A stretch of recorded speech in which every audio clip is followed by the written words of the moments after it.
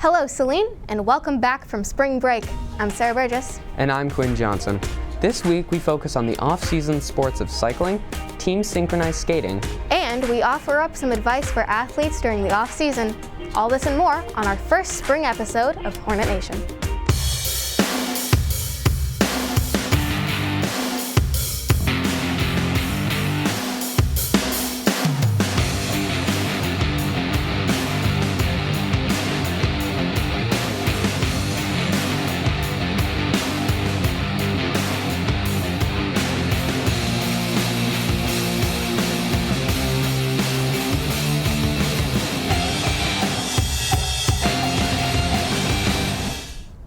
With the weather getting warmer, many of you may choose riding bikes as a relaxing pastime.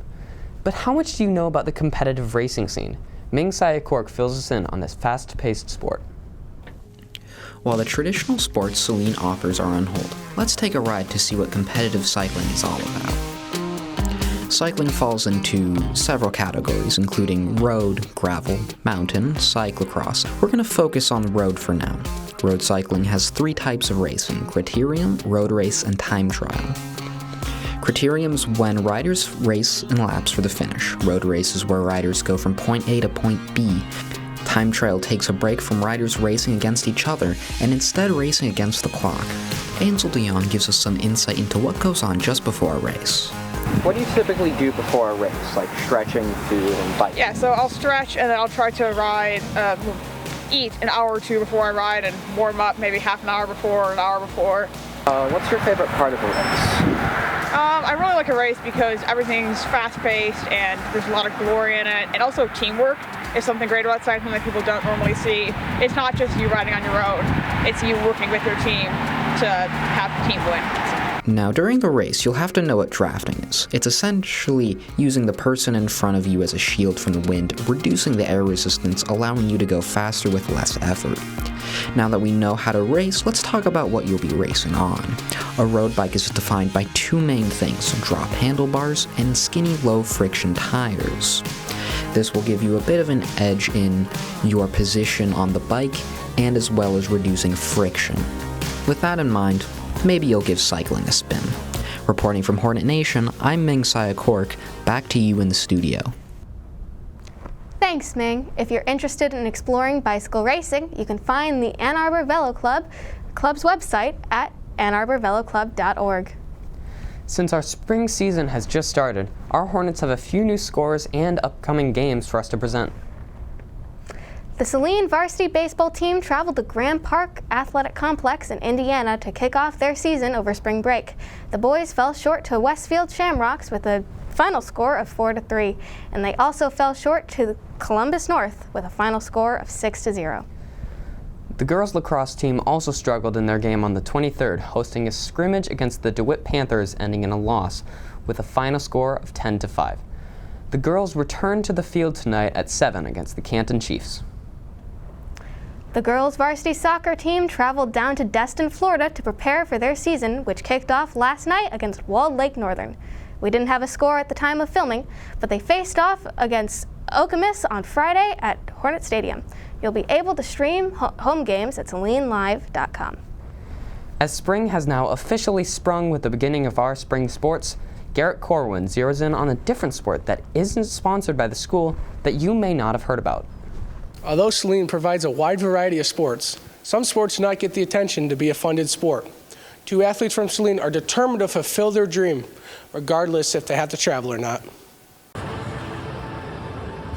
To most people, figure skating is pretty simple.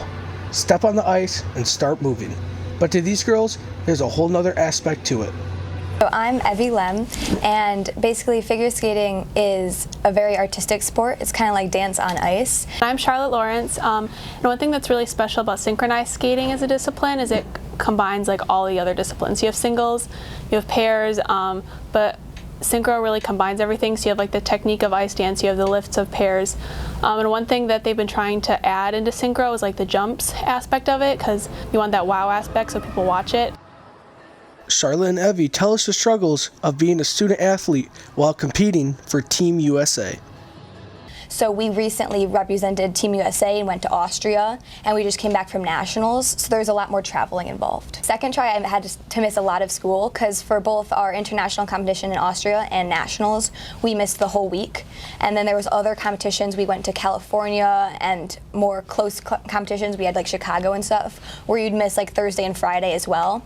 So that was a lot of absences, so you have to make sure that you get your work ahead of time and that you can balance that with school. We wish the girls the best of luck as they continue to compete for the United States in 2022. Reporting for Hornet Nation, I'm Garrett Corwin. Back to you guys in the studio. Thanks, Corwin. Although the Hockettes season is over, they placed second in the junior event at the International Mozart Cup 2022 in Salzburg, Austria. Congratulations on a successful season.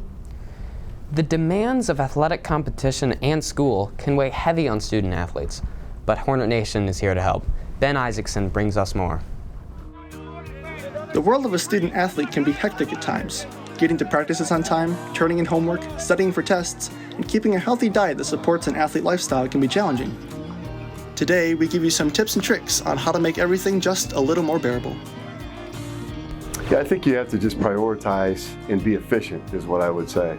You know, in your day, you're only going to have so many minutes, and I think if you can prioritize what's the most important that day and how you're going to segment your time, I think that's the biggest thing that you can do. I really try to find a good balance between them. You know, I try when I'm at home and I'm focusing on homework, I don't try to focus on my sports.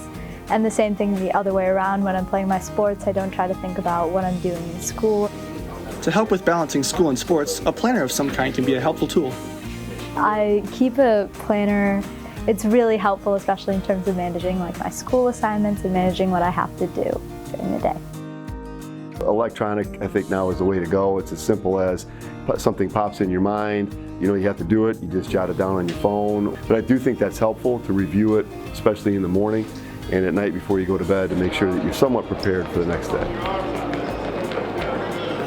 I think the biggest thing to keep in mind, especially as an athlete, is that you want to eat healthy, but you don't want to limit yourself to only eating healthy. You need some of the essential carbs that you get, and sometimes some sugars. I think a key word is balance, you know, not indulging in one thing all the time. I'd say the other thing too that probably is lost in all the translation is hydration. You know, hydration, just staying hydrated, you're going to be healthier through your normal day, you're going to be healthier in your event, and replacing those electrolytes, especially in the warmer months, are critical. Really lean on those around you. Talk to your parents about it, talk to a trusted adult, talk to your friends. Try to find just ways to relax yourself. With these helpful hints, we hope that transitioning into the spring season will be just a little better for you Hornet athletes. Reporting for Hornet Nation, I'm Ben Isaacson. Back to the studio. Thanks, Ben. Hopefully, by implementing these tips, we can all have a more successful spring.